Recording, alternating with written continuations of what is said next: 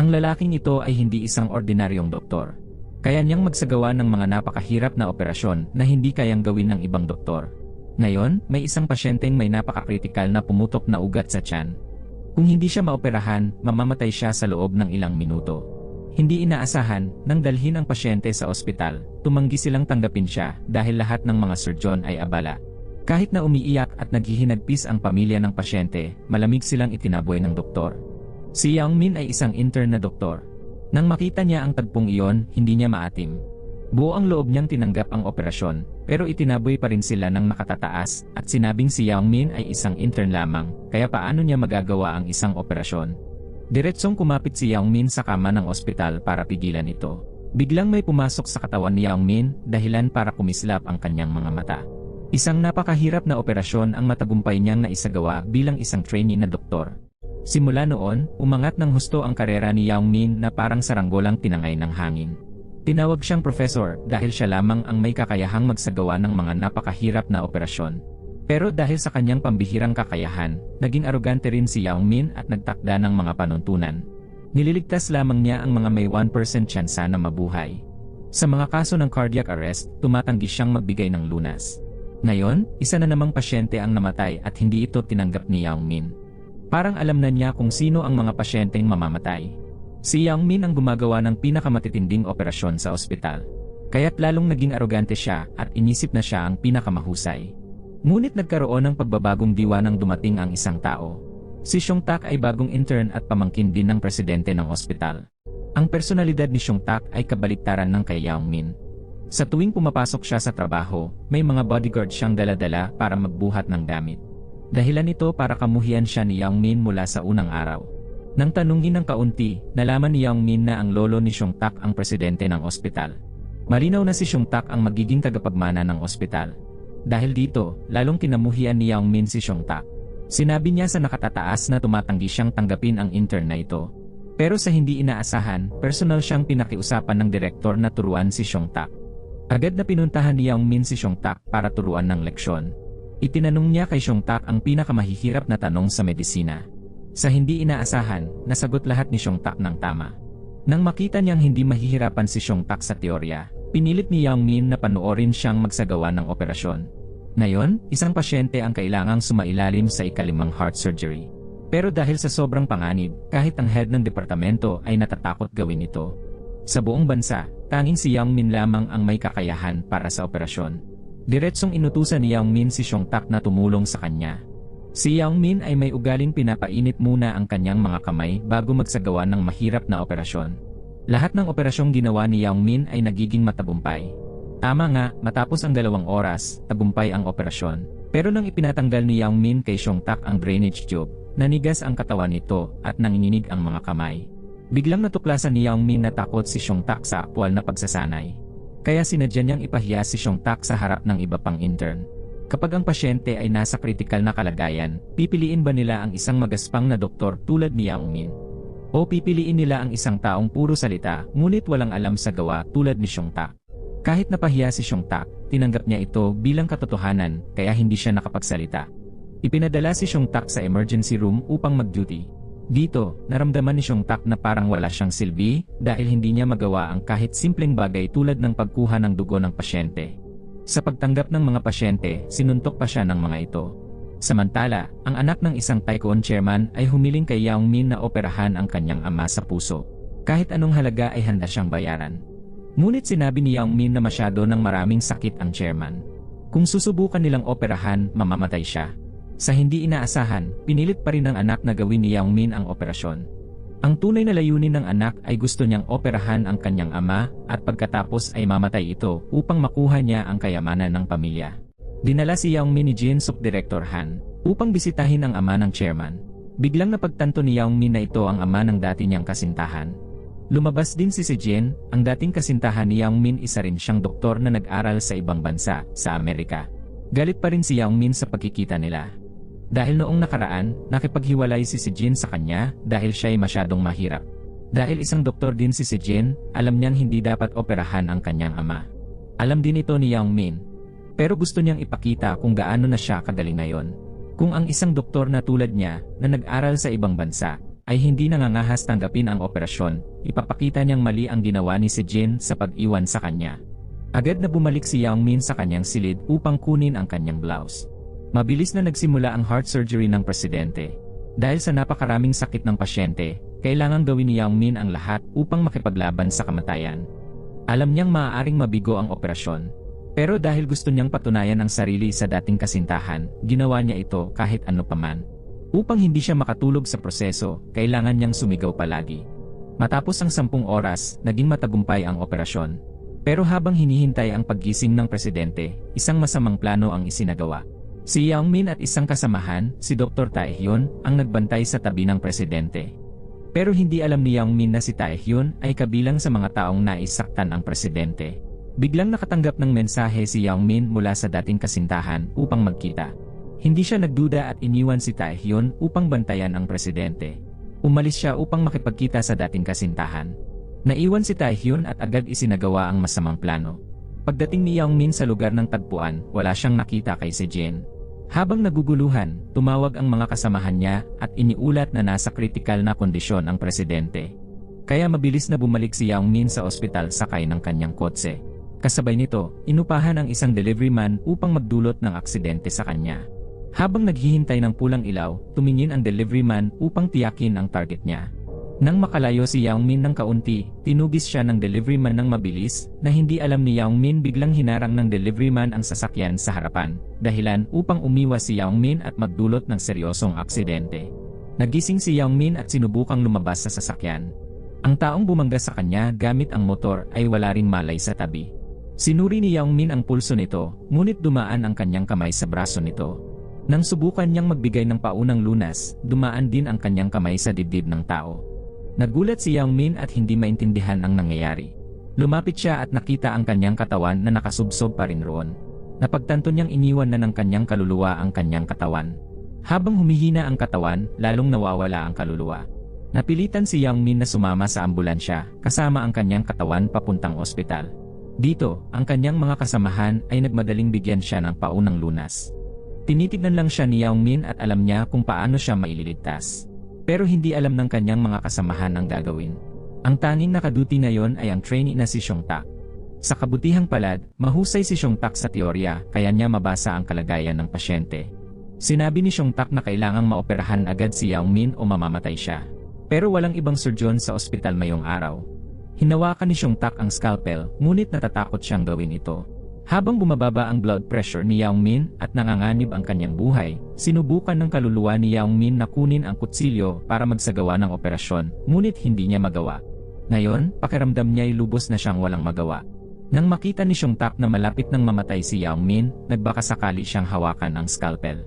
Sumigaw si Yang Min, iniisip kung gumaganti ba si Xiong Tak sa kanya. Nanginginig at hirap huminga si Xiong Tak. Nang itutusok na ang kutsilyo, biglang hinawakan ni Yang Min ang kamay ni Xiong Tak upang pigilan siya. Dahil dito, pumasok ang kaluluwa ni Yang Min sa katawan ni Xiong Tak. Agad na kinontrol ni Yang Min si Xiong Tak. Ginawa ni Yang Min ang parehong kilos na palagi niyang ginagawa, sumigaw, at nagsimula ng operasyon ng napakahusay. Sa pagkakataong ito, ang kaluluwa ni Yang Min ang nagsasagawa ng operasyon para iligtas ang sarili niyang katawan. Mahusay niyang natahi ang punit sa kanyang puso na napakahirap gawin. Matagumpay ang operasyon at na-stabilize ang kanyang blood pressure. Bumalik ang kaluluwa ni Yang Min sa kanyang katawan. Nagising si Xiong Tak nang hindi maintindihan ang nangyari. Ngunit biglang bumagsak ulit ang blood pressure ni Yang Min dahil dito, lumabas muli ang kanyang kaluluwa sa katawan. Pero dahil sa sobrang hina niya, hindi na muling makapasok ang kanyang kaluluwa sa katawan ni Xiong Tak. Hindi na alam ni Xiong Tak ang gagawin. Walang ibang surgeon dahil abala ang lahat sa emerhensya ng chairman. Bumagsak ang loob ng kaluluwa ni Yang Min dahil malapit na siyang mawala. Sa kritikal na sandali, bumalik si Taehyun at mabilis na isinagawa ang operasyon sa napunit na kaliwang ventricle. Natapos agad ang operasyon, ngunit sinadyang magsagawa si Taehyun ng isang hakbang na nagdulot kay Yang Min na mahulog sa malalim na koma na hindi alam kung kailan siya magigising. Lubos na nalito si Yang Min. Sinubukan niyang lahat ng paraan upang maibalik ang kaluluwa niya sa kanyang katawan ngunit nabigo. Ayaw niyang mamatay ng ganito. Sa labas, tinanong ng babaeng doktor si Xiong Tak. Tinanong niya kung sinaniban ba siya ng kaluluwa ni Yang Min, bakit pareho ang kilos niya sa operasyon tulad ni Yang Min. Pero itinanggi ito ni Seong Tak, sinabing magaling talaga siya sa operasyon, ngunit matagal niya lang itong itinatago. Samantala, binabantayan ni Yang Min ang kanyang katawan nang biglang matuklasan na tinanggal ang drainage tube. Parang may gustong panatilihin siyang walang malay magpakailanman. Sinubukan ng kaluluwa ni Yang Min na pumasok sa katawan ng ibang doktor upang maibalik ang tubo, ngunit nabigo siya. Sa hindi inaasahan, may cleaning lady na nakarinig at nakakita sa kanya. Agad siyang tinulungan nitong ibalik ang tubo, saka siya binati, dahilan para magulat ng husto si Yang Min. Tinundan ni Yang Min ang cleaning lady at natuklasan niyang sinaniban din ito ng isang espiritu. Ang espiritong iyon ay si Uncle Tef. Matagal nang multo si Uncle Tef kaya alam niya ang lahat. Ipinaliwanag niya kay Yang Min ang mga patakaran ng mga multo, hindi maaaring lumayo ng higit sa 100 metro ang kaluluwa mula sa katawan nito. Dagdag pa, kung madalas kang pumasok sa ibang katawan, hindi ka na muling makakapasok sa sarili mong katawan. Simula noon, naging mas maingat si Yang Min dahil sa masungit niyang personalidad, wala ni isang bumibisita sa kanya, maliban kay intern Seong Tak na pumupunta araw-araw. Nakikita ni Seong Tak ang kaluluwa ni Yang Min, ngunit nagkukunwaring hindi niya ito nakikita upang hindi siya istorbohin ni Yang Min. Patuloy na sinusundan ni Yang Min si Seong Tak, ngunit biglang hinarangan siya ng isang di nakikitang pader. Ito ang hangganan na hindi niya maaaring tawirin. Ipinaliwanag ni Uncle Tef na ang kaluluwa ay maaari lamang maglakbay hanggang 100 metro mula sa katawan. Kung nais nitong pumunta kahit saan, kailangang may magdala ng walang malay na katawan nito. Habang walang magawa, tinitingnan ni Yang Min ang sarili niyang katawan. Halos sumuko na si Yang Min nang dumating ang kaluluwa ng ama ni si Jin. Sinabi ng chairman na kailangang bumalik sa buhay si Yang Min upang mailigtas siya. Tumakbo si Yang Min sa kwarto ng chairman upang alamin ang dahilan, ngunit pagdating sa pinto, nadatnan niya si Jin doon. Gusto ni si Jin bisitahin ang ama, ngunit hindi siya pinayagan ng mga bodyguard ng kanyang kuya. Ayaw ng kuya niyang makapasok si Jin upang pigilan ang paggising ng kanilang ama. Gusto ng kuya na mamatay ang kanilang ama upang makuha ang mana. Hindi makapasok si Jin kaya umalis na lang siya at naupo habang umiiyak. Nakita ni Yang Min ang pag-iyak niya at biglang nakaramdam ng pagkakonsensya, kaya pumasok ang kaluluwa niya sa katawan ni Seong Tak upang makita ang kalagayan ng chairman. Sa oras na yon, isang emergency case ang dinala sa ospital at ang pasyente ay malubhang nasugatan sa tiyan. Kaya't agad na inilagay ni Seong Tak ang kanyang kamay sa tiyan ng pasyente at sa isang simpleng operasyon lamang, ipinakita niya ang tamang paraan ng paggamot. Pagkatapos, pumunta siya kay Uncle Tef upang tanungin kung paano makakaalis ang kaluluwa mula sa katawan. Dito itinuro ni Uncle Tef kay Yang Min kung paano palayain ang kanyang kaluluwa mula sa katawan ni Seong Tak. Minsan pa, hindi naalala ni Seong Tak ang nangyari. Sinabi ng babaeng kasamahan kay Seong Tak na dahil sa kanyang kamakailang diagnosis, naligtas ang buhay ng pasyente. Hindi niya maintindihan kung bakit biglang gumaling si Seong Tak. Samantala, pumasok si Yang Min sa ospital upang bisitahin ang chairman, at ang kaluluwa ng chairman ay nakaupo rin sa tabi niya. Sa sandaling iyon, pumasok ang walang utang na loob na anak. Minura niya ang kanyang ama dahil sa pagiging tanga nito.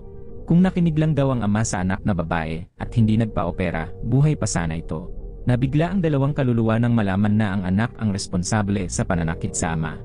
Pagkatapos, umakyat si Jin Suk upang kausapin ang direktor ng ospital.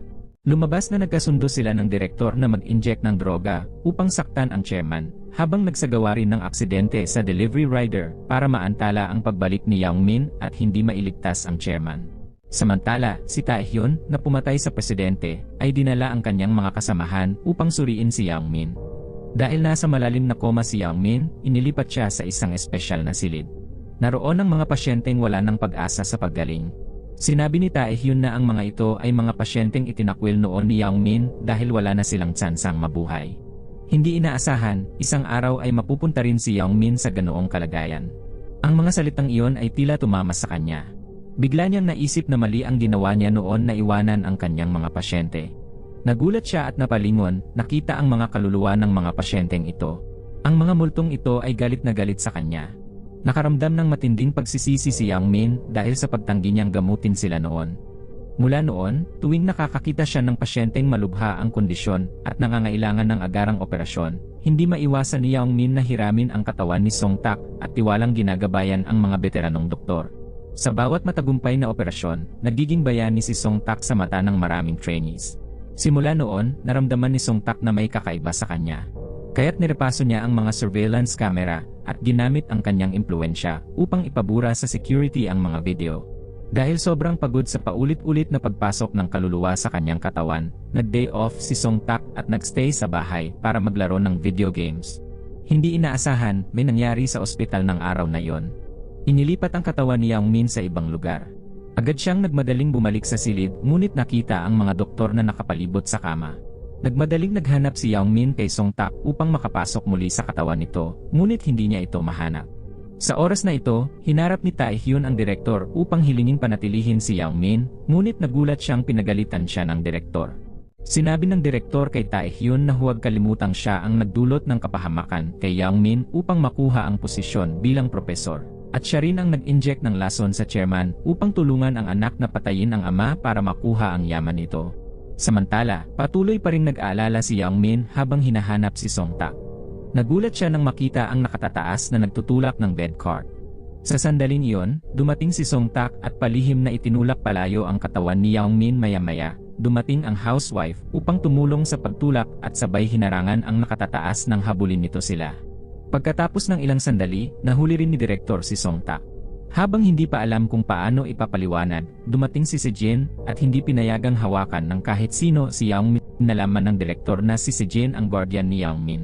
Nagalit siya at sinabing simula nang magtrabaho ang nakababatang kapatid na si Song Tak, naging magulo ang ospital, ngunit iniutos pa rin ng kanilang ina na tulungan ito.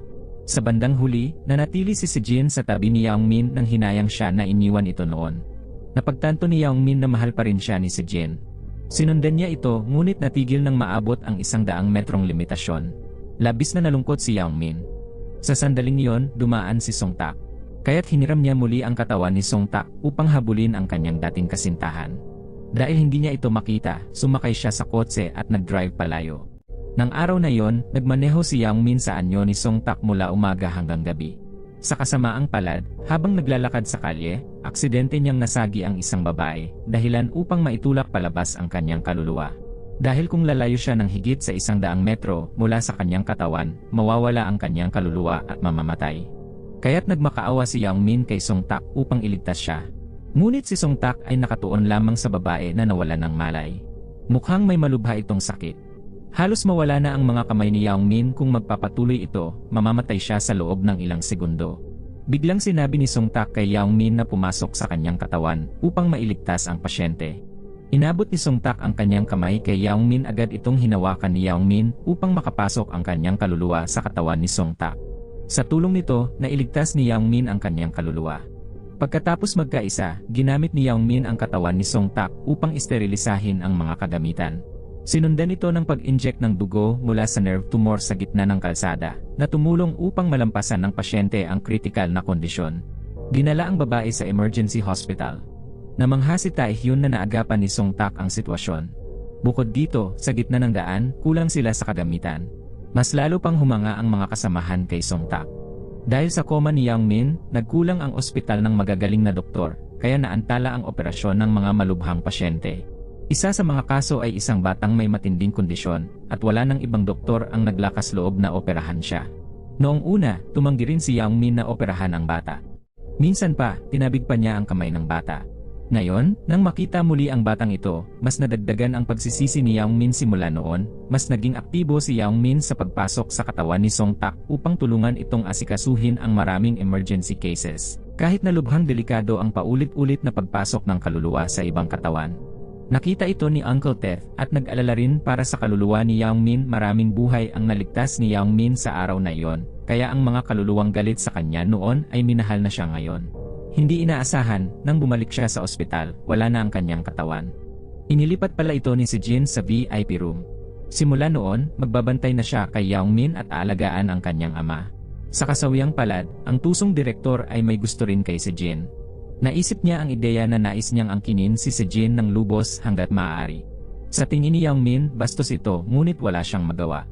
Isang araw, nagbasa si Sejin ng dyaryo at nalaman niyang nagkamalay na ang kanyang ama. Sa katunayan, sinadyang ikalat ni Jin Suk ang chismis para ibenta ang mga stock. Agad na nagtungo si Sejin para hanapin ang kanyang ama, ngunit hinarangan pa rin siya ng kanyang kapatid sa pagpasok. Pumasok si Yang Min at nadiskubre niyang kumatos pa rin ang presidente.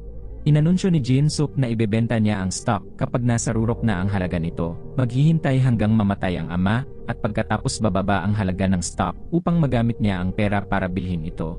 Kalaunan, sinundan ni Yang Min si Tae-hyun para malaman ang katotohanan at nadiskubre niyang kasabwat si Tae-hyun ng direktor at ng masamang anak. Inatasan ng direktor si Tae-hyun na pangasiwaan at alagaan ng ama ni Sejin, kasama ang utos na tanggalin ang tubo ng paghinga kung kinakailangan. Kapalit nito, mabilis na maipopromote si Tae-hyun bilang propesor. Nang malaman ang katotohanan, galit na galit si Yang Min, hinabol at binugbog niya si Tae-hyun, ngunit walang naging epekto. Naramdaman ni Yang Min ang pagkakasala, kaya't agad siyang nagpunta upang humingi ng tawad sa ama ni Sejin. Nangako siya na gagawa siya ng paraan upang tulungan ang presidente laban sa walang kwentang anak. Nang gabing iyon, pumasok ang kaluluwa ni Yang Min sa katawan ni Seong-tak upang hanapin si Tae-hyun at ibunyag ang lahat ng kanyang lihim. Pinagbantaan ni Seong-tak si Tae-hyun na huwag gumawa ng maduming bagay kung nais niyang mabuhay. Lubos na natakot si Tae-hyun. Agad siyang tumakbo palabas upang habulin si Seong-tak at tanungin kung paano niya nalaman iyon. Ngunit naguguluhan si Seong-tak at hindi maintindihan ang nangyayari. Natakot si Seong-tak na mabunyag, kaya pumunta siya sa control room at nagtanong kung pwedeng burahin ang video. Kaya nang dumating si Tae-hyun upang manood, wala na siyang makita. Sa pagbabalik sa silid ng ospital, sinabi ni Sejin na lumalala ang kondisyon ng utak ni Yang Min araw-araw. Naalala ni Yang Min na minsang sinabi ni Uncle Ted na mabilis siyang makakalabas sa katawan ni Seong-tak. Nakita niyang umiiyak ang dati niyang kasintahan dahil natatakot itong mamatay siya. Nangako si Sejin na kung magigising siya, mananatili siyang kasama nito habang buhay. Sa narinig, nangako si Yang Min na hindi na papasok sa katawan ng ibang tao. Sa oras na yon, lumitaw ang isang itim na kaluluwa sa ospital. Natakot ang ibang mga kaluluwa nang makita ito. Siya ang kaluluwa ng isang delivery man. Kalaunan sa ospital, may dumating na isang pasyenteng kritikal ang kalagayan. Tiningnan ito ni Yang Min at agad niyang nalaman na mahirap ang kasong ito dahil sa atake sa puso. Tumanggi si Tae-hyun na gamutin ang pasyente. Iminungkahi ni Tae-hyun na si Seong-tak ang mag-opera. Nag-aalala si Seong-tak dahil hindi niya alam kung paano mag-opera. Ngunit nang makita ang kawawang asawa at mga anak ng biktima, pumayag si Seong-tak na isagawa ang operasyon. Inutusan niyang dalhin agad ang pasyente sa operating room, ngunit ang totoo ay nais niyang ang kaluluwa ni Yang Min ang pumasok sa kanyang katawan. Ngunit kakapangako lang ni Yang Min kay Sejin, kaya't hindi niya ito magawa. Dahil dito, si Seong-tak ang kailangang magsagawa ng operasyon. Nang magsimula ang operasyon, dumating ang doktor at ang direktor upang obserbahan. Naguluhan si Seong-tak sandali, hindi alam ang gagawin. Hindi sanay, pati ang paghawak ng scalpel ay hirap siya. Maya-maya, bigla siyang tumingin kay Yang Min, nakiusap siya kay Yang Min na pumasok sa kanyang katawan alang-alang sa pasyente. Sa puntong iyon, nalaman ni Yang Min na matagal nang nakikita ni Seong-tak ang kanyang kaluluwa, ngunit nagkukunwaring hindi siya nakikita. Nagulat si Yang Min at halos hindi makapaniwala. Lumalabas na bata pa lamang ay kaya nang makakita ng mga multo ni Seong-tak. Nang panahong iyon, nakita niya ang isang ina na hindi makuha ang sapatos nito. Hindi natakot si Seong-tak at kinuha ang sapatos para sa multo. Sa kanyang taos-pusong pakiusap, napilitan si Yang Min na pumasok sa katawan ni Seong-tak. Ngunit ang eksenang ito ay nagdulot ng hinala sa mga nakamasid. Agad pagkatapos nito, kumpiyansang isinagawa ni Seong-tak ang operasyon. Gaya ng dati, hindi maipaliwanag ang husay ng kanyang galaw habang hawak ang scalpel. Lubos na matagumpay ang operasyon na ikinagulat ng lahat. Matapos ang operasyon, nag-usap ng pribado ang dalawa. Sinabi ni Seong-tak na hindi lamang niya nakikita si Yang Min kundi pati ang iba pang mga kaluluwa. Pakiramdam ni Yang Min ay niloko siya dahil matagal na siyang iniwasan ni Seong-tak, kaya napilitan si Yang Min na pumasok sa kanyang katawan ng maraming beses nang hindi niya nalalaman. Nagkaroon sila ng matinding pagtatalo kung sino ang may panalo at talo. Pagkatapos ng kanilang argumento, tumigil na sila sa laro ng pagpapalit ng katawan. Simula nang magtagumpay ang operasyon, maraming nagtataka kung bakit magaling si Seong-tak bilang trainee. Pinatignan din ng direktor ang video ng operasyon na ginawa ni Seong-tak. Kinabukasan, biglang dumagsa ang mga reporter para hanapin si Seong-tak. Lumalabas na ipinakalat ni Direktor Han ang balita tungkol sa kahusayan ni Seong-tak sa operasyon online. Dahil iniisip niyang swerte lamang ang kapatid, sa hinaharap kapag naharap si Seong-tak sa mahirap na kaso at hindi niya ito magawa, siguradong mababatikos siya ng husto. Lubos na kinamumuhian ni Seong-tak ang kanyang kapatid. Lumalabas na naglalaban ang magkapatid para sa mana. Simula nang magtampo si Yang Min at Seong-tak sa isa't isa, nagsimula nang maging clumsy si Seong-tak sa mag-isa. Hindi siya sanay sa mga operasyon sa pasyente. Maging ang pag-alis ng drain ay hindi niya nagawa ng maayos. Nakikita ito ni Yang Min ngunit tumangging tumulong.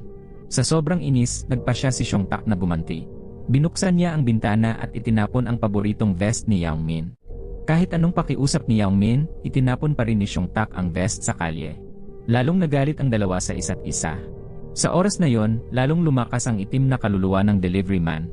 Ang taong ito ay palaging sumusunod kay Yang Min, ngunit wala siyang alam tungkol dito. Samantala, araw-araw na sinusubukan ni si Jin na magdala ng pagkain na allergic ang kanyang ama sa mga bodyguard, at sinasabi nilang nakakain niya ito lahat.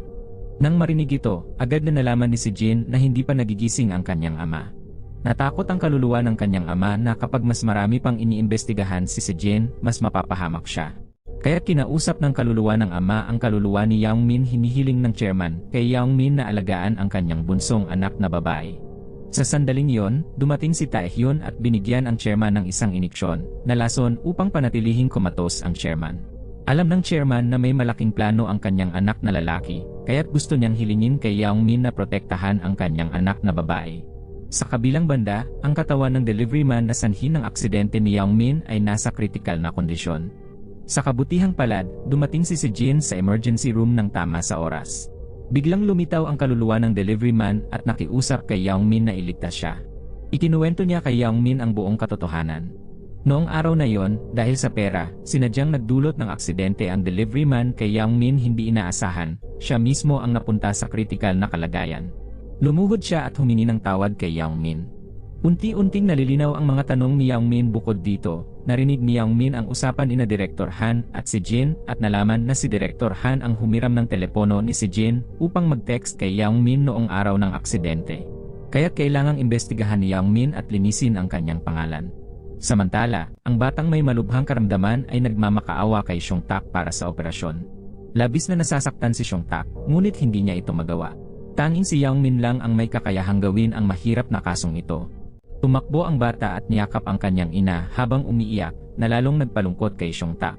Kaya't hinanap niya si Yang Min at nakiusap na pumasok ang kaluluwa nito sa kanyang katawan para operahan ang bata. Kapalit nito, tutulungan ni Xiong Tak si Yang Min na alamin ang katotohanan sa aksidente. Nagkasundo agad ang dalawa na magtulungan. Sa oras na ito, may dumating na pasyente sa emergency, ngunit patuloy siyang sinisigawan ng kanyang asawa. Lumalabas na pumunta ang biktima sa bundok para sa pakikipagrelasyon at nahulog. Dahil mukhang magulo ang kasong ito, kusang umalis si Yang Min.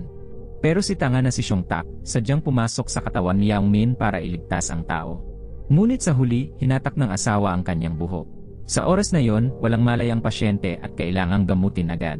Agad nilang inilabas ang asawa upang makapagtrabaho si Yang Min. Ang napakahusay na si Yang Min ay matagumpay na nalunasan ang pasyente.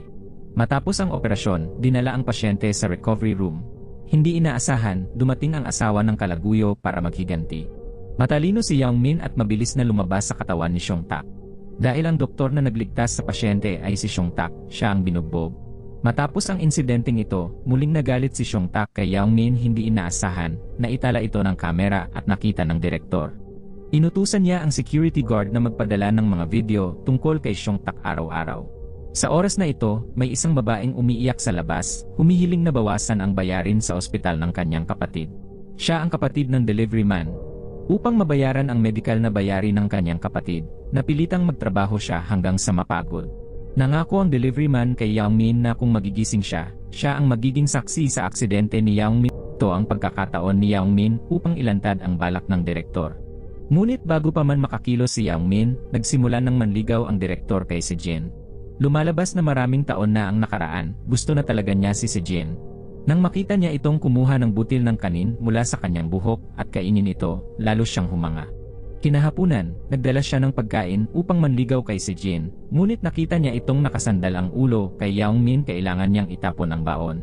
Ngayon na nasa koma na si Yang Min, dapat mapasakan niya si Jin. Sa parehong oras, nilansi ni Xiong Tak si Taehyun upang pumunta sa ibang lugar para palitan si Taehyun at bigyan ng gamot ang chairman. Nagkunwari si Xiong Tak na nalilito, kaya hindi napansin ng dalawang bodyguard, at matagumpay na nakapasok si Jin sa silid ng ospital. Nang lumabas ang security guard, pumasok si Jin upang makita ang kanyang ama. Ang makita ang kanyang ama na walang malay at lupaypay sa kama ay lubhang masakit para kay Jin. Ngayon, sigurado na siyang ang masama niyang kapatid ang may kagagawan sa nangyari sa kanyang ama. Ilang sandali pa, lumabas si Jin na ikinagulat ng dalawang bodyguard. Sinabi niya na kung ayaw nilang mawala ng trabaho, dapat nilang itago ang nangyari at huwag na siyang pigilan sa susunod na pagpasok. Sinabi ni Seong Tak kay si Jin ang katotohanan tungkol sa delivery man na naging sanhi ng aksidente ni Yang Min, kaya nagpa siya si Jin na personal na pangasiwaan ang paggamot sa delivery man. Ngayon ang araw ng operasyon ng batang may malubhang karamdaman. Dinala ni Seong Tak ang bata sa operating room. Sumunod din si Yang Min, ngunit hindi inaasahang hinarangan siya ng limitadong pader. Habang nagsisimula na ang operasyon, nalilito si Seong Tak at hindi alam ang gagawin. Lumabas na ang katawan ni Yang Min ay isinailalim sa pag-scan, kaya lumampas ang kanyang katawan sa limitasyon ng operating room. Kaya't si Tae-hyun ang mangunguna sa operasyon, at si Seong Tak ang magiging assistant. Ngunit hindi pa naipasok ang kaluluwa ni Yang Min sa kanyang katawan, kaya't labis siyang nag-aalala. Maling-maling nahulog niya ang electric knife at aksidenteng napahawak ang kanyang kamay sa lupa. Dahil dito, siya ay pinaalis at kailangang mag-disinfect bago payagang bumalik. Nang naging kritikal ang sitwasyon, mabilis na naghanap si Yang Min ng tulong mula sa kaluluwa ni Uncle Tet. Naroon si Uncle Tet sa larawan ng tagalinis ng ospital at pumayag itong tumulong. Pumunta siya sa imaging room at inalis ang katawan ni Yang Min mula roon. Dahil dito, nakalapit si Yang Min sa operating room. Samantala, palpak si Seong Tak at palaging napapagalitan. Sa tamang sandali, dumating si Yang Min at napasok ang kaluluwa niya sa katawan ni Seong Tak. Agad nagbago si Seong Tak at napakahusay na naisagawa ang operasyon. Ikinagulat ito ni Tae-hyun dahil hindi niya magawa ang mga simpleng hakbang. Kaya't sinabi ni Seong Tak kay Tae-hyun na tumigil na at hayaan siyang magpatuloy.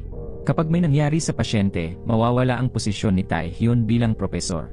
Sa takot, iniwan ni Tae-hyun ang pwesto kay Seong Tak. Ang pagpapalit ng artipisyal na puso ay isang napakahirap at bihirang teknik. Ginawa na ito ni Yang Min noon kaya't sanay na siya. Labis na nagulat ang nakatataas. Pagkatapos ng operasyon, humiga ang dalawang binata na parang nanalo sa loto. Ngunit sa loob, nakatanggap si Jin ng nakakagulat na balita mula sa isang kasamahang banyaga. Binasa ng propesor ang mga resulta ng pagsusuri ni Yang Min na nagpapakita na wala na siyang higit pa sa isang buwan upang mabuhay. Lubhang nalungkot si Jin. Kinagabihan, nanatili si Yang Min nang magdamag upang hintayin ang paggising ng bata. Nang makita niyang dumilat ang mga mata ng bata, labis siyang natuwa na napaiyak siya.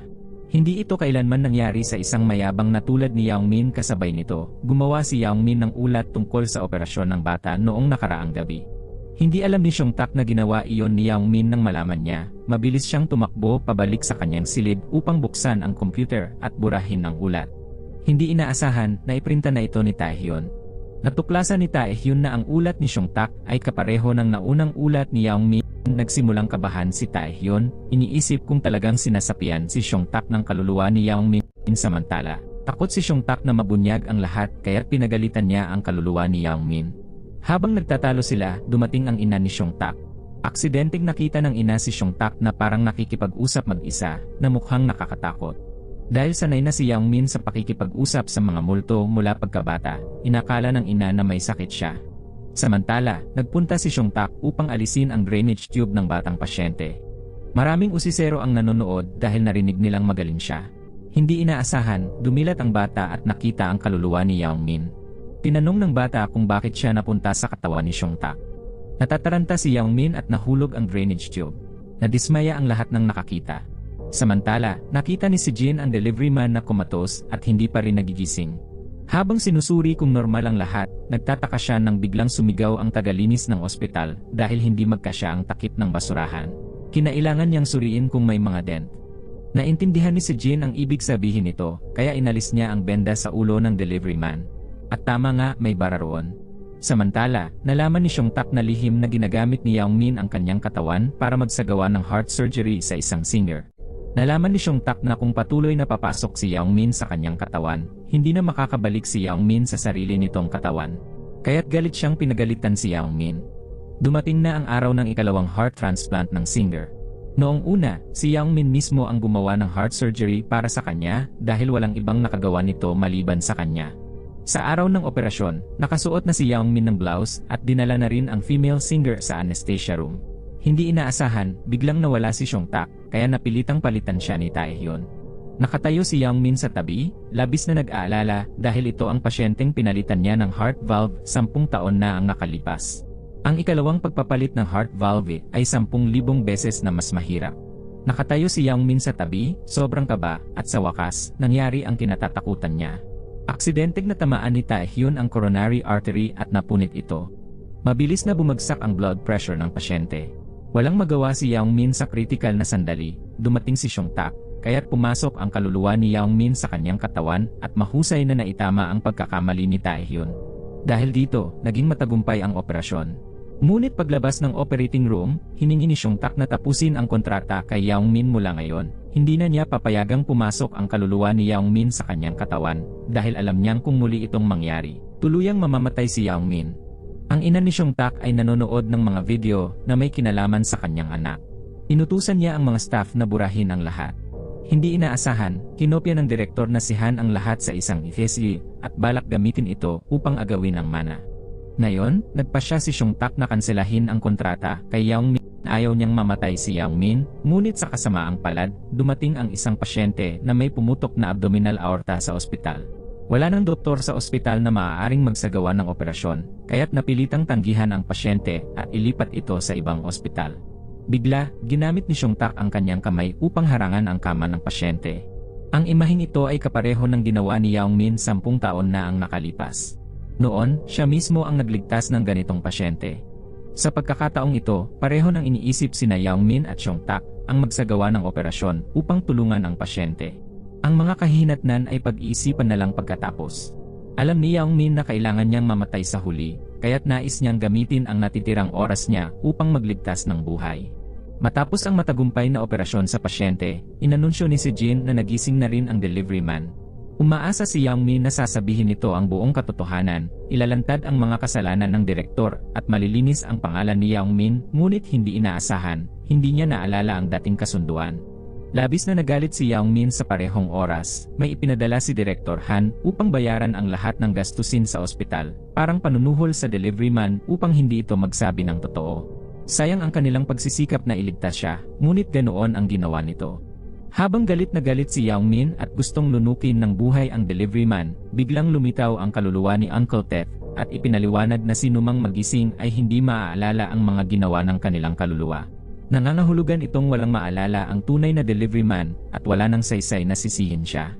Pumunta si Seongtak upang paalalahanan ang delivery man na noong araw ng aksidente, inupahan siya ni Direktor Han upang saksakin si Youngmin. Nang marinig ito, labis na natakot ang delivery man.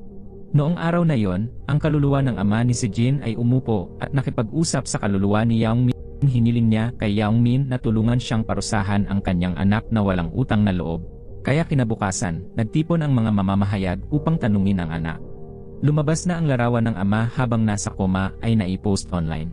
Tulad ng inaasahan, ang mga taong sangkot sa iskandalo ay agad na pumunta sa silid ng chairman sa ospital. Parehong naroon ang direktor ng ospital at si Taehyun. Tinawag ni si Jin ang abogado ng kanyang ama na tagapag-ingat ng testamento at sinimulan ng abogado ang pagbasa sa testamento. Kasabay nito, inilabas ang isang do not resuscitate order na nangangahulugang kapag tumigil ang tibok ng kanyang puso, magiging epektibo ang testamento. Kaya pinanatiling nasa koma ang chairman ng kanyang anak dahil kung mamatay ang chairman, mawawala ang lahat sa kanya. Matapos ang iskandalong ito, labis na pinagalitan si Direktor Han ng ina ni Seongtak. Sinabi niya na kahit gising o hindi ang pasyente, hindi maaaring magkamali sa ganitong bagay. Nang makita ni Direktor Han na hindi na maitago ang insidente, ibinunton niya ang sisi kay Taehyun. Personal na dinala ni si Jin ang kanyang ama upang suriin ang kanyang puso at baga, habang ang kanyang kaluluwa ay nanatili upang makipaglaro sa kaluluwa ni Uncle Ted. Mukhang ito na ang huling laro sa buhay ng chairman. Sinuri ni si Jin at nakita niyang wala ng senyales ng buhay ang kanyang ama. Tumigil na sa pagtibok ang kanyang puso at baga. Lubos siyang umiyak dahil hindi niya ito matanggap. Ngunit kailangan niyang sundin ang do not resuscitate order. Kahit hindi niya gustuhin, tinanggal ni si Jin ang breathing tube upang ideklara ang kamatayan ng kanyang ama. Sa sandaling iyon, nawala rin ang kanyang kaluluwa. Sa araw ng libing, muling pumasok ang kaluluwa ni Youngmin sa katawan ni Seongtak upang dalawin ang chairman. Alam ni Youngmin na kaunti na lamang ang natitirang oras niya, kaya't nagpasya siyang makipagtulungan kay Seongtak upang tapusin ang lahat ng hindi pa naalaga ang kaso. Agad na sumang-ayon ang board ng ospital dito.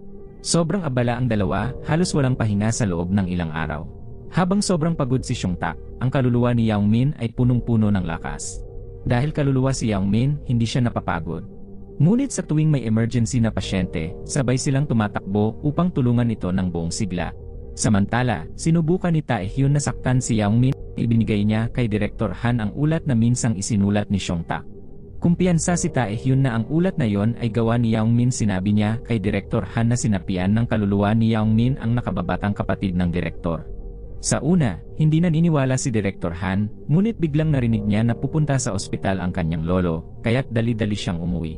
Hindi inaasahan, pagdating niya, pinagalitan siya ng kanyang lolo dahil hinayaang magtrabaho ng husto si Seongtak. Alam nilang kumatos si Professor Yang Min at kulang sa surgeon, kaya't bakit hindi maghanap ng mahusay na doktor bilang kapalit. Iminungkahi rin ng kanyang lolo na kung hindi nila ito magawa, dapat na siyang magbitiw. Kinagabihan, dinalaw ni Yang Min si Sejin at nakita itong umiiyak. Labis siyang nasasaktan dahil katatapos lang mawala ng kanyang ama, kaya hindi niya kayang tiisin yon. Paano niya mahaharap ang ganitong sitwasyon habang nakahiga lang siya sa koma, naghihintay ng kamatayan? Nang makita ni Yang Min ang kanyang pag-iyak, labis din siyang nalungkot. Pinagsisihan niyang hindi niya matulungan si Sejin. Sa sandaling iyon, dumating si Seongtak, kaya agad na pumasok ang kaluluwa ni Yang Min sa katawan ni Seongtak at pumasok sa silid. Ginamit ni Yang Min ang kamay ni Seongtak upang takpan si Sejin ng kumot at hindi niya nakalimutang haplusin ang kanyang mukha. Sa panaginip, napanaginipan din ni Sejin si Yang Min. Malungkot niyang tinanong kung naroon ba talaga siya. Bigla siyang bumangon at niyakap si Yang Min hindi inaasahan, dahil sa kasiyahang naramdaman, ang katawan ni Yang Min ay nagkaroon ng brainwaves. Masayang sinabi ni Yang Min kay Seongtak na malapit na siyang magkaroon ng pagkakataong magising.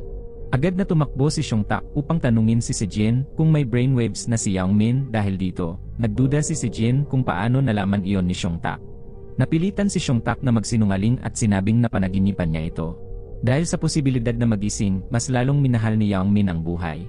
Araw-araw niyang pinapakiusapan si Seongtak na paalalahanan si Sejin na kumain. Ang biglaang pag-aalala ni Seongtak para sa kanya ay lalong nagpagulo kay Sejin. Malinaw niyang naalala na narinig niya ang pag-awit ni Yang Min kagabi, ngunit nang buksan niya ang kanyang mga mata, nakita niya si Seongtak. Ngunit nang niyakap niya ito, pakiramdam niya ay si Yang Min talaga yon. Naalala rin ni Sejin na kagabi, hinaplos ni Seongtak ang kanyang buhok. Talagang kakaiba ito. Samantala, nagsimula nang maghinala si Director Han na ang nakababatang kapatid ni Seongtak ay sinapian ng kaluluwa ni Yang Min.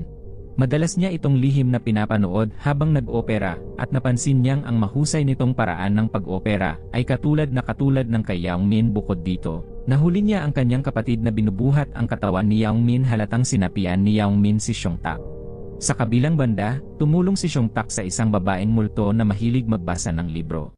Habang ang kanyang katawan ay nasa koma sa sariling silid, sinuri ni Seongtak ang medical record at nalaman niyang dahil sa kakulangan sa tulog, natamaan ng babae ang kanyang ulo sa gilid ng mesa at nakoma. Ngunit hindi malinaw kung ano ang dahilan kung bakit hindi siya magising. Kaya't direktang tinanong ni Yang Min ang kanyang kaluluwa. Sa pamamagitan nito, nalaman niyang dumugo ang ilong ng babae nang siya ay mahulog. Agad itong sinabi ni Seongtak kay Sejin. Bigla namang naisip ni Sejin na ito ay telangiectasia syndrome, at ang pagkahulog ay nagdulot ng impeksyon sa central nervous system nito. Lalo pang nagtaka si Sejin kung paano nalaman ni Seongtak ang kakaibang bagay na yon. Kung isasagawa ang brain surgery, may posibilidad na magising ang pasyente, ngunit napakadelikado ng procedure na ito kaya nag-alinlangan ang doktor. Tiniyak ni Sejin na ito lamang ang paraan para magising ang pasyente. Ang kanyang determinasyon ay nakumbinsi ang doktor na sumang-ayon. Nang marinig ng kaluluwa ng babae ang balita, labis siyang natuwa. Ngunit sa kritikal na sandali, gumamit ng panloloko si Director Han upang ibunyag ang katotohanang sinasapian ni Yang Min si Seongtak. Ipinagawa niya kay Seongtak ang isang operasyon sa punit na heart valve at dumiretso upang panoorin ito. Inutusan niya si Taehyun na maging assistant upang masusing obserbahan, upang kumpirmahin kung sinasapian nga si Seongtak ni Professor Yang Min. Gaya ng dati, umiikot si Yang Min sa kanyang pulso bago magsimula ang operasyon. Napakahusay ng bawat galaw niya, lalo na ang kanyang ugali na gumamit ng kaliwang kamay sa pagtatahi. Inamin ni Taehyun na lahat ng operasyon ay eksaktong pareho, walang pagkakaiba. Labis ding nagulat ang direktor sa labas, at para makasiguro, tinawag niya si Sejin upang lumikha ng distraction. Sinadya ni Taehyun na magtanong ng isang bagay na tanging si Yang Min lamang ang makakaalam. Hindi sinasadyang sinagot ito ni Seongtak, kaya't nabunyag ang kanyang pagkakakilanlan. Nang matuklasan ni Yang Min ang plano, huli na ang lahat. Ngayon, nalaman nilang sinasapian nga ni Yang Min si Seongtak. Nang malaman na hindi na niya maitago ito kay Director Han, diretsahan ng inamin ni Yang Min na ang katawan ni Seongtak ay kontrolado ng kaluluwa ni Professor Yang Min. Ngunit hindi ba si Yang Min ang e-money printing machine niya? Kaya't nagmakaawa siyang maghintay na lamang ito na magising at huwag siyang saktan. Dahil alam ni Yang Min ang lahat ng lihim ni na Director Han at ng anak ng Taekwon. Hindi nakapagsalita si Director Han at walang masabi. Kalmadong umalis si Yang Min sa anyo ni Seong-tak. Matapos ang pag-uusap na yon, sinimulang maapektuhan si Director Han ng pag-iral ng mga multo. Maging sa pakikipag-usap, hindi na siya makapagsalita ng maayos dahil takot siyang nakikinig si Yang Min. Sinabi rin ni Yang Min kay Seong-tak na alam na ni Director Han ang lahat. Ikinuwento ni Seong-tak na noong bata pa siya, nagkaroon siya ng aksidenteng muntik ng ikamatay niya, at mula noon nagkaroon siya ng kakayahang makakita ng mga multo. Noong bata pa siya, labis siyang natakot at tumakbo. Ngunit kalaunan, nagkunwari siyang hindi niya ito nakikita, kaya naging maayos naman siya. Gayunpaman, sa tuwing nag-opera siya, lumalabas ang mga kaluluwa ng pasyente at labis siyang natatakot. Kaya't palagi niyang iniiwasan ang surgical practice. Dahil dito, lagi siyang umaasang magising na si Yang Min sa lalong madaling panahon. Sa kasamaang palad, narinig ng Director Han ang kanilang pag-uusap. Nang lumabas si Jin sa silid habang abala sa telepono, palihim na pumasok si Han at sinubukang alisin ang breathing tube ni Yang Min dahil kung mamamatay si Yang Min, matatapos ang lahat. Wala nang makakapanakot sa kanya. Ngunit naisip niyang mawawala rin ang kanyang e-money printing machine, kaya't hindi niya itinuloy. Kinagabihan, umuwi si Director Han at tinanong si Seong-tak kung bakit niya hinahawakan ng multo. Hindi gaanong ipinaliwanag ni Seong-tak at iminungkahi na makipagtulungan na lang si Director Han. Kung magsisisi si Director Han, patatawarin siya ni Seong-tak. Hindi inaasahan, binaliktad siya ni Director Han at tinakot si Seong-tak. Paano kung mamatay si Yang Min? Kinabukasan, mabilis na tumakbo si Seong-tak sa ospital upang hanapin si Yang Min sa kabutihang palad, ayos naman siya. Ngayon ang araw ng operasyon ni Jin. Si Jin ang pangunahing doktor na nagsagawa ng operasyon. Bagamat matagumpay ang operasyon, kailangan pa rin ng ilang panahon ng gamutan. Kapag tuluyang gumaling ang impeksyon sa utak, maaaring magising ang pasyente. Alam ni Seong-tak na ang kasiyahan ay makakatulong upang mas mabilis magising si Yang Min, kaya't maingat niyang pinabantayan ang katawan ni Yang Min sa kanyang mga kasamahan. Bumili siya ng tiket para kay Jin upang manood ng concert, at hinayaan niyang pumasok ang kaluluwa ni Yang Min sa kanyang katawan upang sumama kay Jin. Kaya noong araw na yon, si Yang Min sa anyo ni Seong-tak at si Jin ay nanood ng concert. Habang magkatabi silang nakaupo, biglang sumagi sa isipan ni Jin ang kanyang mga alaala bilang estudyante. Kahit mahirap ang sitwasyon, lagi silang magkasama. Paglabas nila ng teatro, tinanong ni Jin nang may pagtataka kung bakit pinili ni Seong-tak na maging isang siruhano. Sinagot niya ito na minsan siyang nangako sa isang babae na gagawin yon at isa siyang neurologist. Ang sagot na ito ay eksaktong katulad ng pangako nila ni Yang Min noong isang araw. Biglang natigilan si Jin. Hindi niya maintindihan kung bakit alam iyon ni Seong-tak. Mula nang pumasok ang kaluluwa ni Yang Min sa katawan ni Seong-tak, maraming gulo ang nangyari sa kanyang buhay.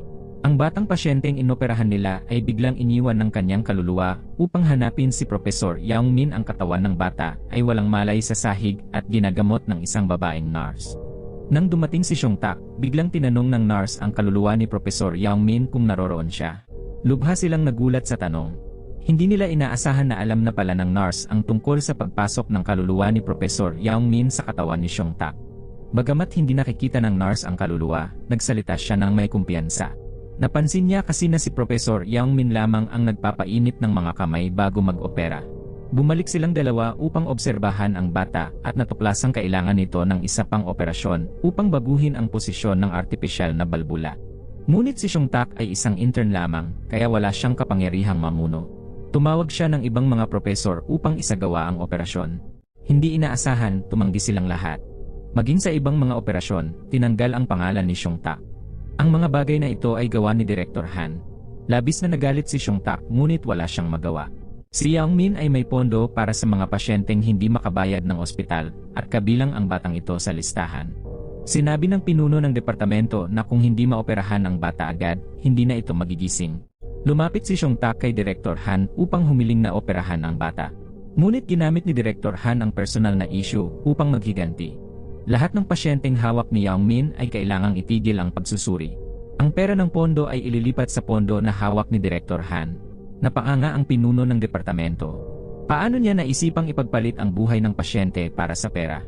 Sa parehong oras, tumakbo ang kaluluwa ng bata upang yakapin ang kanyang ina, ngunit hindi niya magawa. Nang makita niya ang kanyang katawan sa kama, umiyak siya ng husto, kaya't hindi nakatiis si Seongtak. Nakipagtulungan siya sa pinuno ng departamento at iba pang mga propesor upang magplano ng eksena upang linlangin si Director Han. Binago ng lahat ang kanilang schedule, naghihintay sa araw ng operasyon ng bata, ngunit si Seongtak lamang ang may bakanting oras. Kaya't pinayagan si Seongtak na pumasok sa operating room bilang isang assistant. Nasa labas si Director Han, nanonood upang tiyakin kung si Yang Min o si Seongtak ang gumagawa. Hindi inaasahan, nanginginig ang kamay ni Seongtak habang nag-oopera. Mukhang hindi na matatag ang koneksyon sa pagitan ng kaluluwa at katawan na napakapanganib para sa operasyon. Pati ang pinuno ng departamento at si Director Han sa labas ay kinakabahan din para kay Seongtak. Sinubukan ni Yang Min na alalahanin ang pangakong tulungan ang batang ito na makabalik sa kanyang ina. Ngunit patuloy pa rin ang kakaibang sitwasyon. Napakahirap tapusin ang operasyon. Matapos ang operasyon, mabilis na tumakbo si Yang Min palabas. Tinanong niya si Uncle Tef kung bakit nagkakaroon ng problema tuwing pumapasok ang kaluluwa niya kay Seongtak. Ngunit hindi rin ito maintindihan ni Uncle Tef. Mas lalo pang naging kakaiba nang biglang maalala ni Seongtak ang operasyon, ngunit dati, kapag pumasok ang kaluluwa ni Yang Min, hindi niya ito natatandaan. Ang kaluluwa ng bata ay malapit nang magising at agad na pumunta kay Yang Min. Tinanong ng bata si Yang Min kung natulungan niya itong magising, bakit hindi rin magising si Yang Min. Parang pinunit ang puso ni Yang Min sa tanong na ito. Gusto niya talaga pero hindi niya magawa. Niyakap ng magtiyuhin ang isa't isa. Biglang nawala ang kaluluwa ng bata. Nagmamadaling pumunta si Yang Min sa ospital at nagising ang bata. Ngunit ngayon, si Seongtak lamang ang nakikita at nahahawakan ng bata. Walang pakundangan na tinukso ni Seongtak si Yang Min. Nasaktan si Yang Min at umalis. Sumigaw siya ng galit dahil gulay na siya. Kahit anong gawin niya, si Seongtak lamang ang makikinabang. Malungkot siyang bumalik sa kanyang kwarto, at nakita si Sejin na natutulog sa tabi ng kanyang katawan. Isa na namang bagay na nagbigay sa kanya ng matinding hinanakit. Umiyak si Yang Min ng parang bata. Bakit lahat sila nagdurusa dahil sa kanya? Sinisigawan niya ang kanyang katawan na magising. Gaano pa ba siya magpapahirap sa lahat? Sa labas, narinig ni Seongtak ang lahat. Nasaktan din siya para kay Yang Min. Kinabukasan, biglang bumalik ang kapatid ni Sejin sa ospital. Dumiretso siya sa kwarto ni Yang Min upang hanapin si Sejin. Narinig ng kaluluwa ni Yang Min ang isang nakakagulat na bagay. Lumabas na noong araw, sinadyang pilitin ng kanyang kapatid si Sejin na pumunta sa Amerika. Kung hindi, ipapabasag niya ang braso ni Yang Min noong araw na iyon. Nag-upa siya ng mga siga upang babalaan si Yang Min. Tinakot nilang gawing inutil ang kamay ni Yang Min upang hindi na makapag-opera. Ngayon, narito siya upang manggulo muli. Gusto niyang pilitin ang kapatid na pumirma upang makuha ang mana ng kanilang ama. Walang magawa si Yang Min habang pinapanood si Sejin na nahihirapan laban sa masamang kapatid niya. Sa kabutihang palad, dumating si Seongtak sa tamang oras. Pinasok ng kaluluwa ni Yang Min ang katawan ni Seongtak at hinawakan ang kwelyo ni Jin Suk.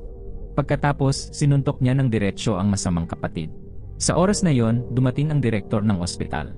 Bumalik sila sa kwarto upang ipagpatuloy ang pag-uusap tungkol sa kanilang planong pumatay ng tao.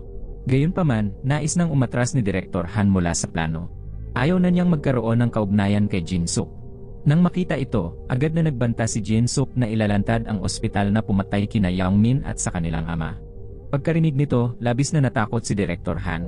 Natuklasan ni Uncle Tef ang dahilan kung bakit nagkakaroon ng problema tuwing pumapasok ang kaluluwa ni Yang Min sa katawan ni Seongtak. Ang dahilan ay dahil unti-unting bumubuti ang kondisyon ng kumatose na katawan ni Yang Min, kaya ang kanyang kaluluwa ay minsang bumabalik sa kanyang katawan. Ngayon, kung patuloy nilang papayagan ang kanilang kaluluwa na maglipat-lipat, maapektuhan ang kaluluwa ng dalawang tao. Dahil dito, napilitan si Yang Min na tigilan ang pagsasanib kay Seongtak. Kaya't pansamantalang ipinagpaliban ang mga operasyon. Nakita ni Seongtak na bilang isang doktor, kung hindi siya makakatulong sa mga pasyente, mawawalan ng kahulugan ang kanyang buhay. Kaya't nag-aral siya ng husto, araw at gabi. Sa panahong ito, nakipagkita si Director Han kay Taehyon. Sinabi niya na ang isang pasyenteng kakagaling lang ay biglang namatay kinabukasan. Paano kung gamitin nila ang pamamaraang ito kay Yang Min? Kasabay nito, pumunta si Seongtak kay Sejin at ipinagtapat ang lahat. Ang mga kilos na pamilyar kay Sejin ay dahil sa pagpasok ni Yang Min sa katawan ni Seongtak. Napansin ito ni Yang Min at mabilis na sumigaw upang pigilan ito. Kung hindi titigil, papasok si Yang Min sa katawan ni Seongtak. Napilitan si Seongtak na umalis, iniwang litong-lito si Sejin sa kwarto. Sa labas, nagkaroon ng argumento ang dalawa. Nang lumingon si Yang Min, nakita niyang nakahandusay si Sejin sa sahig. Mabilis niyang ginamit ang katawan ni Xiong Tak upang dalhin si Jin sa emergency room. Lumabas na si Jin ay labis na napagod at kulang sa tulog kaya siya nahimatay. Kasabay nito, bumalik si Taehyun sa ospital. Ayon sa utos ni Director Han, siya ang papatay sa katawan ni Yangmin ngayong araw. Pumunta si Taehyun sa kwarto ni Yangmin upang paslangin ang katawan nito, ngunit naglagay si Xiong Tak ng mga gwardya, kaya wala siyang magawa. Pumasok ang kaluluwa ni Yangmin sa katawan ni Xiong Tak at personal na naghanda ng mga pagkain gusto ni Jin, pagkatapos ay dinala siya upang mamili ng damit. Muli, naramdaman ni Jin ang kakaibang lapit kay Yangmin. Sa sobrang damdamin, hindi niya napigilang maiyak. Kinabukasan, umuwi si Xiong Tak upang tulungan ang kanyang ina sa pagbabantay ng mga manggagawa sa tubo. Napulot niya ang gripo at aksidenteng nabasa ang lahat. Biglang may naisip si Xiong Tak at dali-daling bumalik sa ospital. Natuklasan niya ang dahilan ng matinding pagkakoma ni Yangmin dahil sa pagkapipi ng daloy ng dugo papunta sa utak nito. Kaagad nilang isinailalim si Yangmin sa CT scan. At totoo nga, natuklasang may pinipigil ang kanyang ugat. Sa sobrang tuwa, niyakap ni Jin si Xiong Tak. Mabilis na pumasok si Yangmin sa kanyang katawan upang maramdaman ang masayang sandaling iyon. Pagkatapos, nagpatawag si Xiong Tak ng pagpupulong sa mga propesor. Ipinaliwanag niya ng may kumpiyansa ang bawat detalye, kaya't humanga ang mga propesor sa kanya. Sinabi ng pinuno ng departamento na dapat nang itakda ang operasyon. Hiniling ni Xiong Tak na ang pinuno ng departamento ang maging pangunahing siruhano at siya ang magiging assistant. Itinakda nila ang operasyon ni Yangmin kinabukasan ng umaga. Ngunit nag-aalala si Yangmin dahil sinabi ni Uncle Ted na huwag nang pumasok ang kaluluwa. Dahil kahapon, habang namimili sila ni Jin, nagkaroon din ng problema ang kanyang kaluluwa. Kung mangyari ito sa brain surgery, napakadelikado nito. Nagdesisyon si Yangmin na turuan si Xiong Tak ng lahat. Kahit na may mangyari, may magagawa si Xiong Tak. Sa kabilang panig, nalaman ni Director Han na magiging assistant si Xiong Tak sa operasyong ito. Naalala niya na kamakailan lang ay nagkakaproblema si Yangmin tuwing nagsasanib ang kaluluwa nito. Kaya agad siyang nagplano ng masamang balak. Sa oras na yon, may pasyenteng pumutok ang aorta at tuloy-tuloy ang pag-agos ng dugo. Ngunit wala nang ibang siruhano sa ospital. Hindi maiwasan ni Xiong Tak na tanggapin ang operasyon. Labis itong ikinagalit ni Yangmin, sinabi niya, delikado ang maging sinasaniban ngayon. Kung may mangyari sa operasyon, maaaring mawala ang buhay ng pasyente. Gayunpaman, matigas ang ulo ni Xiong Tak at itinuloy ang operasyon. Pagpasok sa operating room, nalito si Xiong Tak at hindi alam ang gagawin. Habang patuloy na bumababa ang presyon ng dugo ng pasyente, labis na nag-aalala si Yangmin sa labas. Tumingin si Xiong Tak sa bintana para humingi ng tulong. Nang mag-ulat ang makina na malapit nang mamatay ang pasyente, nagdesisyon si Yangmin na ipagsapalaran ang pagsanib sa katawan ni Xiong Tak upang ituloy ang operasyon. Napakahusay ng mga galaw at naisip na maliligtas ang pasyente. Ngunit hindi inaasahan, nang malapit nang matapos ang operasyon, itinulak palabas ang kaluluwa ni Yangmin mula sa katawan ni Xiong Tak. Wala nang ideya si Xiong Tak kung ano ang gagawin. Mabilis na sinubukan ni Yangmin na bumalik sa katawan ni Xiong Tak, ngunit hindi na niya magawa. Sa kritikal na sandali, tumakbo si Uncle Ted at sumigaw kay Xiong Tak na ituloy ang operasyon. Ngunit huli na, wala na ang tibok ng puso ng pasyente. Tumayo ang kaluluwa ng pasyente at tinipigan sila. Nanlumo si Xiong Tak dahil nawalan siya ng buhay ng isang tao. Hindi niya kinaya kaya tumakbo siya palabas. Dahil sa kabiguan ng operasyon, tinawag ni Director Han ang pinuno ng departamento para mag-imbestiga. Gayunpaman, sinabi ng pinuno ng departamento na hindi ito isang insidente sa medisina dahil pumutok na ang aorta ng pasyente bago pa yon. Gusto lamang ni Xiong Tak na iligtas ang pasyente kaya siya nag-operate. Pinrotektahan ng lahat si Xiong Tak, dahilan upang magalit si Director Han, ngunit wala siyang magawa. Pagkatapos ng insidenteng iyon, labis na naapektuhan si Xiong Tak kaya pinutol niya ang koneksyon sa lahat. Nag-alala ang ina niya kaya hinanap siya kung saan-saan. Nakita ito ni Director Han at sinabi agad na ito ay dahil pinilit nilang maging doktor si Xiong Tak. Kung mahal nila si Xiong Tak, hayaan na lamang siyang umuwi. Pagkatapos, nag-usap si Director Han at dalawang tao kung paano nila papatayin si Yangmin. Sinabi niyang ipapakita nila na aksidente ang operasyon ni Yangmin na dapat mamatay siya bago pamandalhin sa operating room. Sa ganitong paraan, hindi mananagot si Taehyun. Dahil wala si Xiong Tak, papalitan siya ni Taehyun. Naghanda rin sila ng alak upang ipagdiwang ang pagkamatay ni Yangmin. Naroon ang kaluluwa ni Yangmin at narinig ang lahat. Ang pinakamahalaga ngayon ay hanapin si Xiong Tak at ibalik siya. Pumunta ang nurse sa bahay ni Xiong Tak at nakita siya roon. Hindi inaasahan, nakahanda na ang kanyang resignation letter at ipinadala niya ito sa nurse upang isumite. Ngunit sa kabilang banda, hindi sumuko ang kaluluwa ni Yang Min. Matibay ang paniniwala niyang si Uncle Ted ang kaluluwang sumanib sa kanya 12 taon na ang nakalilipas. Nakiusap siya kay Uncle Ted na tulungan siya, kaya nag-isip si Uncle Ted ng plano upang tawagin pabalik si Xiongtak. Ngunit sa panig ng ina, pumayag na siya sa pagbibitiw ni Xiongtak. Nagplano ang mag-ina na maglakbay sa malalayong lugar. Sa oras na yon, may tumawag kay si Jin kaya kinailangan niyang umalis agad. Hindi inaasahan, ilang hakbang lamang ang layo, tumawag ang nurse upang sabihin na nasa panganib si Yang Min. Bumalik si Jin at natuklasan niyang may nagbaba ng kanyang kama na naging sanhi ng pag-agos ng tubig pabalik na nagdulot ng pneumonia. May kasamahan na nagulat ng balita at nang marinig ito, agad niyang kinansela ang kanyang pagbabalik na flight. Hindi inaasahan, nang bumalik siya sa ospital, nalaman niyang ito ay pakana ni Yang Min upang maibalik si Xiongtak. Labis itong ikinagalit ni Xiongtak. Pag-uwi, nakatanggap si Xiongtak ng mensahe na ang operasyon ni Yang Min ay naantala ng walang katiyakan. Biglang nakaramdam ng lungkot si Xiongtak. Naalala niya kung paano nakapagligtas si Yang Min ng maraming pasyente dahil sa kanyang kakayahan. Kung mawawala ang isang talentadong doktor tulad ni Yang Min, maraming pasyente ang hindi maililigtas.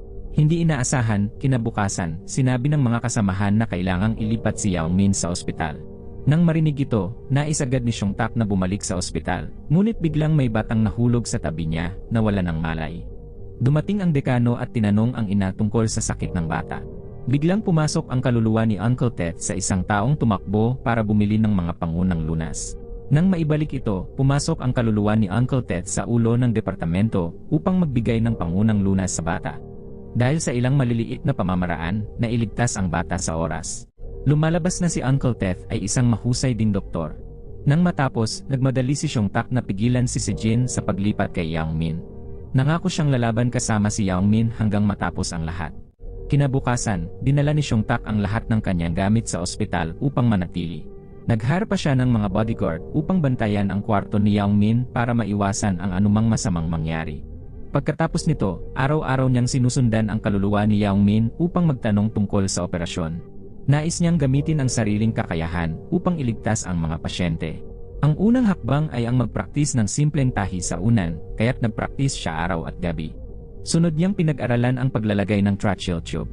Sa kanyang kabagalan, napilitang sabihin ni Yang Min na kung ganito siya, patay na ang pasyente. Napakasipag ni Xiongtak na ginugol niya ang buong oras ng tanghalian sa pagkuha ng bawat butil ng bigas upang sanayin ang kanyang kamay.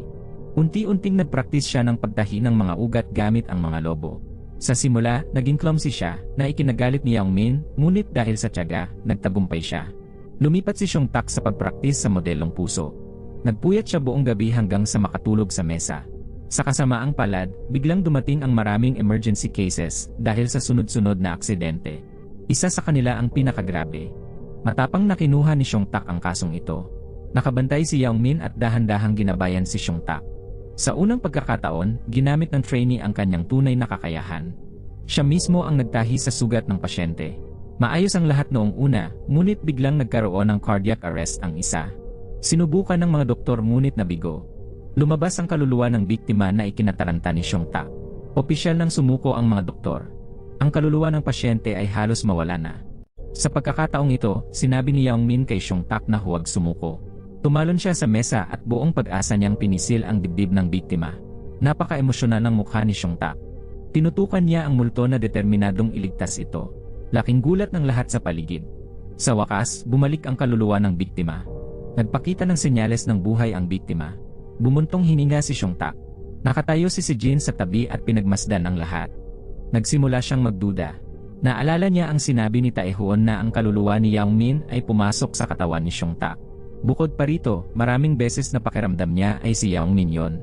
Marahil ang kaluluwa ni Yang Min ay pumasok sa katawan ng taong iyon. Nagdesisyon si Jin na beripikahin ito para sa kanyang sarili.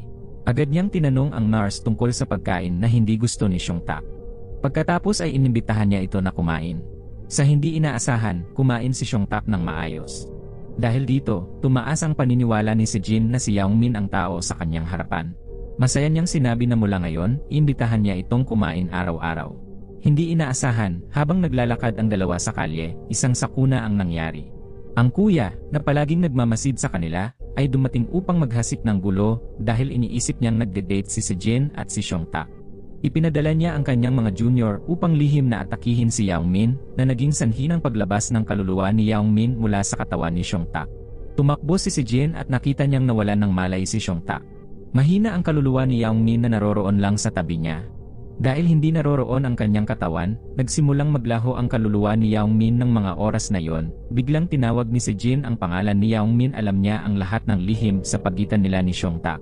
Agad na tinawag ni Jin ang nurse upang magpadala ng ambulansya. Dumating si Uncle Ted at nakita niyang malapit nang mawala ang kaluluwa ni Yao Min nang malagay sa panganib. Mabilis siyang pumasok sa katawan ng isang empleyado, kinuha ang katawan ni Xiong Tak, at inilagay ito upang makapasok ang kaluluwa ni Yao Min. Dahil dito, naligtas ang kaluluwa ni Yao Min nang pumasok si Yao Min sa kotse. Napansin niyang alam na ni Jin ang lahat. Tinitigan siya ni Jin ng may kasiyahan. Mula noon, araw-araw ay masaya si Jin. Si Yao Min naman ay dumadalaw araw-araw upang ipasa ang kanyang mga mensahe kay Xiong Tak para kay Jin. Pati na rin ang katawan ni Xiong Tak ay pinahiram niya upang makapagsalo sila ni Jin sa tanghalian araw-araw. Nakita ito ng kasintahan ni Xiong Tak at labis na naging selosa. Sinadyang slap niyang malakas si Yao Min upang mapaalis ang kaluluwa nito. Nagsimula ang dalawang babae na mag-away dahil sa katawan ni Xiong Tak. Nang makita nilang may nangyayaring hindi tama, nagdesisyon silang umupo at mag-usap. Magpapalitan sila sa pagmamahal kay Xiong Tak. Tanging sa mga odd days lamang papahiram si Yao Min ng katawan ni Xiong Tak upang makapag-date kay Jin. At tuwing pahihiramin siya ng katawan ni Jin, hindi ito lalampas ng 2 oras. Nang magmukhang maayos na ang lahat, napansin ni Jin na tumaas ang bilang ng white blood cells ni Yao Min matapos ipatest ang katawan niya. Sinabi ni Jin na mabilis na kumakalat ang mga bakterya na hindi tinatablan ng gamot, na nagpapalala ng pneumonia. Hindi na pwedeng mag-antala pa. Agad na nagsagawa ng medical council meeting si Xiong Tak. Ang sakit na ito ay mas komplikado kumpara sa huling pagkakataon. Dahil bukod sa operasyon, may kasamang impeksyon. Isang pagkakamali lang at mawawala ang buhay. Kung magsasagawa ng thoracic surgery, maaari itong ganap na malutas. Ngunit 99% ng pagkakataon, magtatagumpay ito. Kahit naligtas ang pag-opera sa leg, kakailanganin niyang magsuot ng neck tube habang buhay. Magiging mahirap ang araw-araw na gawain at maaaring mabarahan ang tubo anumang oras. Lumabas si Yao Min at si Xiong Tak upang mag-usap ng pribado.